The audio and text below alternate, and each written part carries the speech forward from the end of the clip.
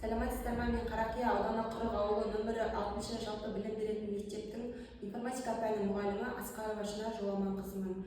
Еңбек өтілімім 2 жылым, жас маманмын. Бүгінгі педагогикалық идеяға алып келіп отырған тақырыбым пернетақта жайында.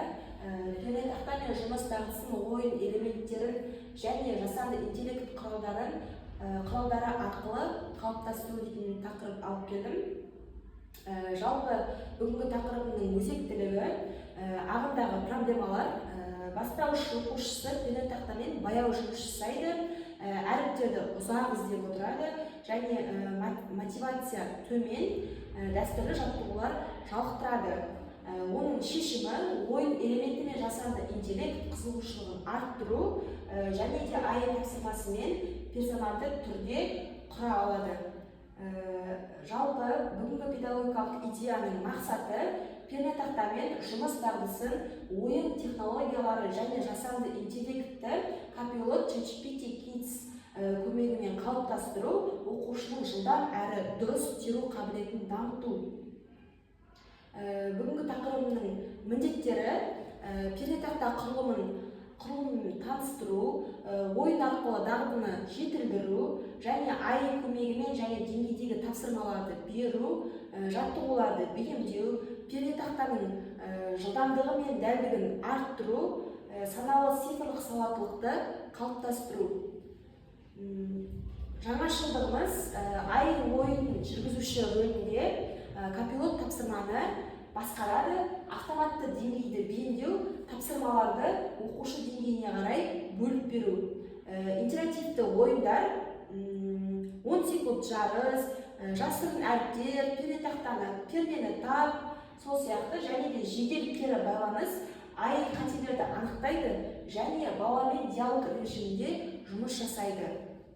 Қолданылатын АЕ құралдары Microsoft Copilot Kids Mode режимінде, ChatGPT Kids Friendly балалар үшін қауіпсіз интерфейс, Talking Club кері байланыс функциясы, кейбір жаттықтырушы интерактивті жаттығулар, Canva визуалды карточкаларды құру.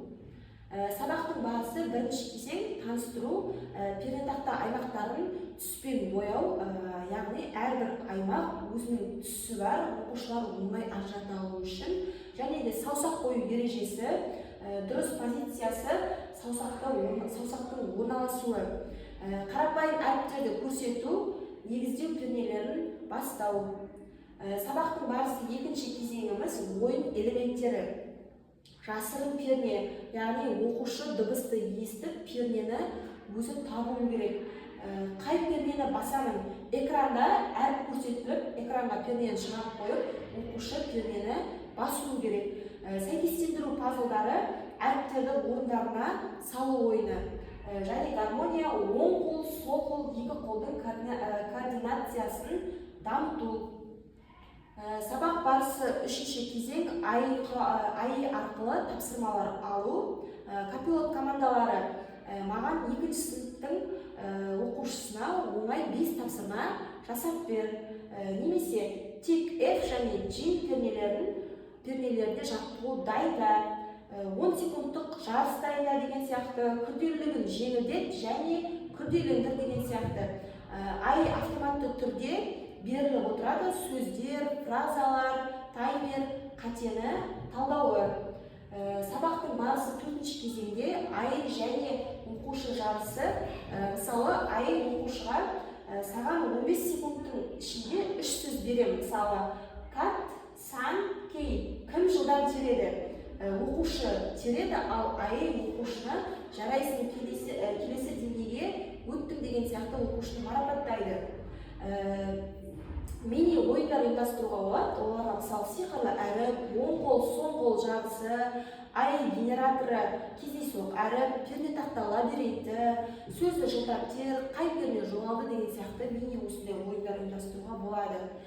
Жалпы бүгінгі 5 идеядан күтілетін нәтиже, оқушы пернетақтамен дұрыс жұмыс істейді, жылдам қатесіз теруге үйренеді, жасанды интеллектпен сауатты жұмыс жасайды, ойын арқылы қызығып оқиды, өз деңгейіне сай тапсырмалар орындай оқушыларды арттыра алады. Қорытынды бүгінгі тақырыбымыз бойынша қорытынды пернетақта дағдыларын арқылы оқыту тиімді. Ойындарды мотивацияны арттыру, копилот қауіпсіз жеке оқу траекториясын құрады. Бастауыш оқушысы үшін ең қолайлы заманауи әдіс. Бүгінгі тақырыбым бойынша жалпы осылай.